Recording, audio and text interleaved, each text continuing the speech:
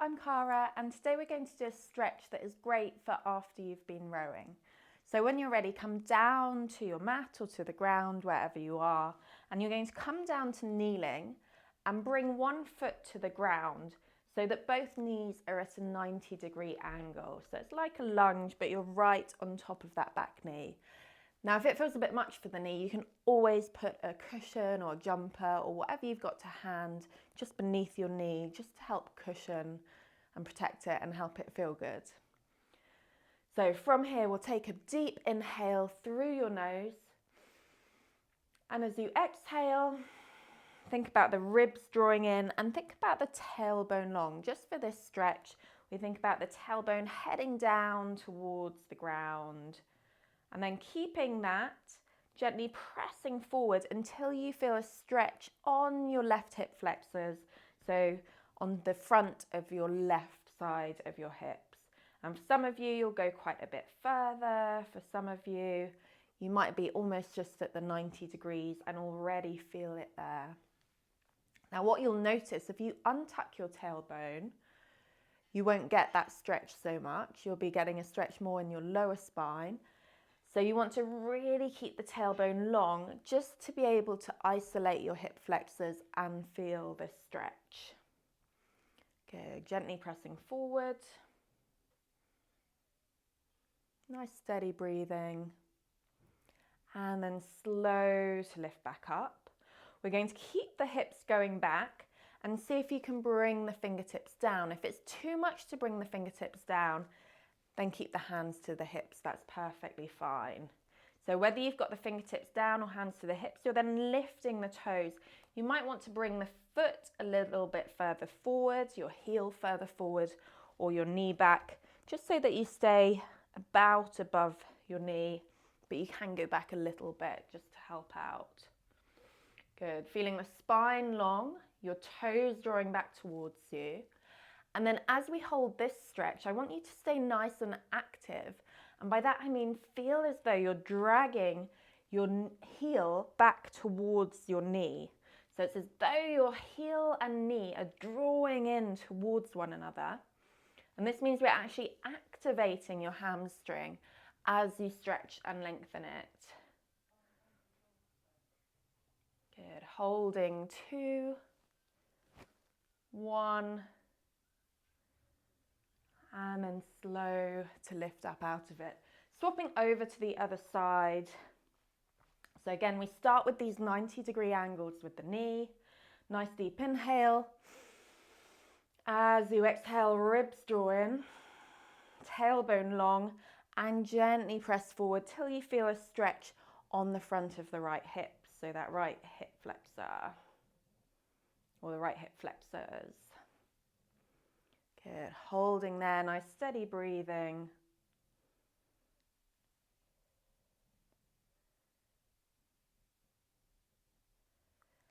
And then take your time to come back up.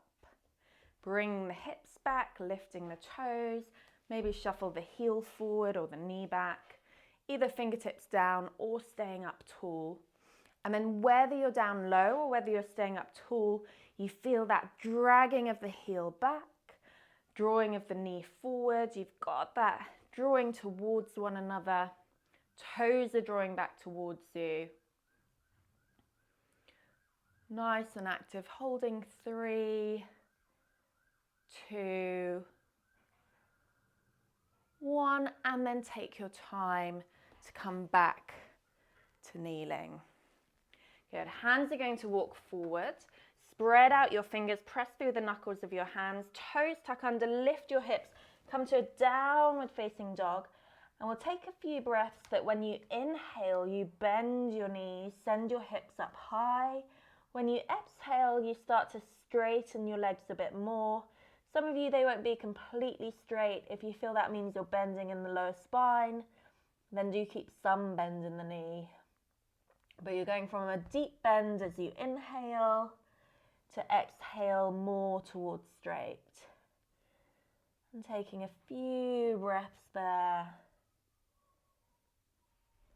before we then lower the knees down. We're going to turn the hands over so the palms face towards one another, little finger side of the hand down, and then hang the hips back. So it's as though we're going back to child's pose, but you're really pressing the little finger side of the hand down into the ground, either thumbs face up or even slightly turning out. So we're externally rotating the arms. And you get a nice stretch on your lats and your back.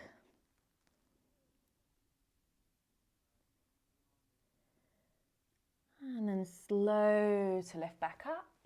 And we'll come all the way down onto your belly. Take your time to lower down. Inhale, peel to lift back to cobra.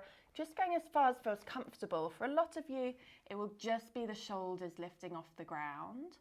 You want to keep the shoulders back and down, away from the ears, chest strong.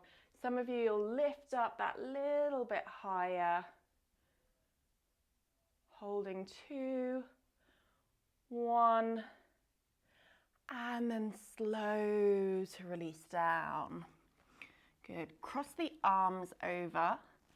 Bring one foot in towards the body.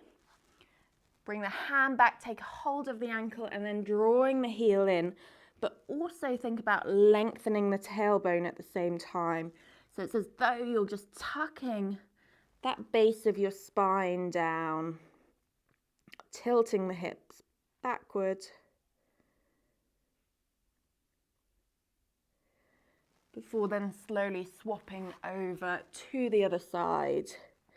Exactly the same, tailbone long, drawing the heel in. Nice steady breathing.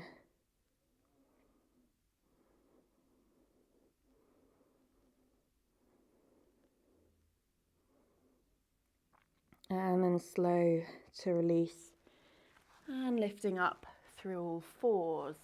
We're going to come back to sitting, so either crossing the legs over, spinning them around, whatever works for you to come back through sitting and then all the way down to lying down on your back.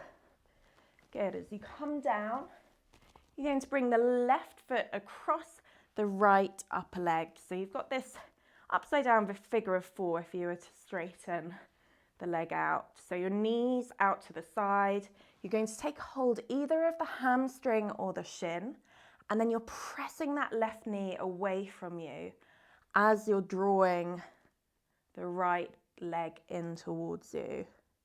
Now, if you find the lower back's really curled off the ground, just ease off. Maybe you hold the back of the leg, maybe even the sides of the leg. You're not forcing yourself in and really curling up. You want to be able to relax the body at the same time and really focus on this shin pushing away. So again, we're activating your muscles as you stretch them. Good, nice steady breath as you hold.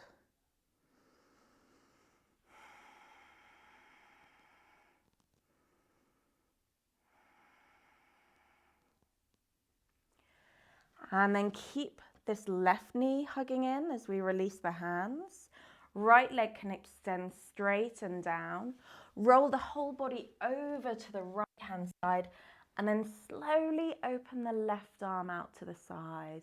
Now you might find your shoulders hovering and maybe you want to bring your hand in just so that you don't have too much pressure on the shoulder, or you can lift the knee or change the angle to make this twist work for you. You want to find a place where it feels comfortable and relaxing.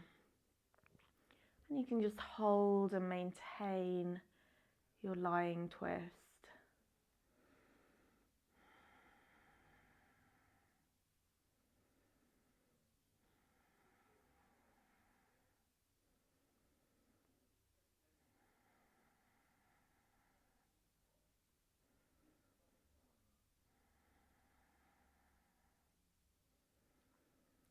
And then slow to bring the arm back over.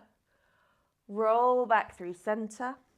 And then we're going to swap to the other side. So we'll start with that figure of 4. So the right ankle crosses over the left upper leg. Either take hold of the hamstring or the shin as you hold there. And you're pressing the right knee away from you. So the right knee pressing away from the body as you're drawing that left leg in. Good, nice steady breath as you hold there.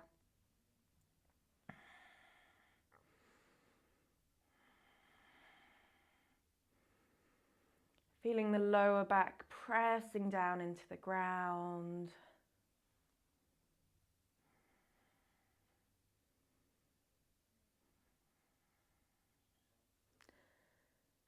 And then exactly the same as the other side. As you release your grip on the leg, you're holding this right knee in, extending the left leg down into the ground, and then rolling over to your left-hand side.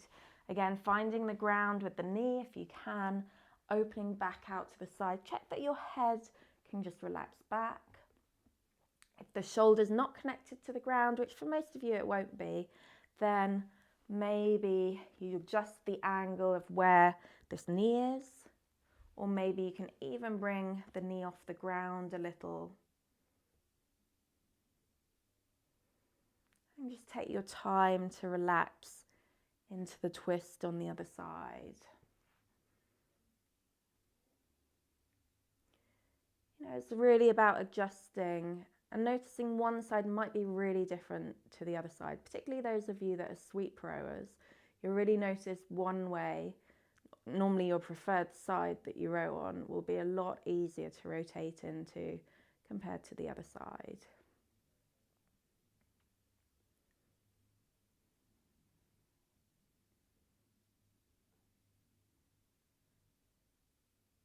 And then really slow to bring the arm over, roll back onto your back. Good, give the knees a big hug in, and then rock back and forth and up to sitting. Good, I hope you enjoyed that, and I hope you're feeling nice and loose after your training session. That's a great stretch that you can do either straight after your rowing workout or in the evening. Is really great as well. Do also check out my Yoga for Rowers platform, where I've got an extended version of this and also a really short version that you can do at any point, either again straight after session or in the evening. And it's great when you don't have that much time.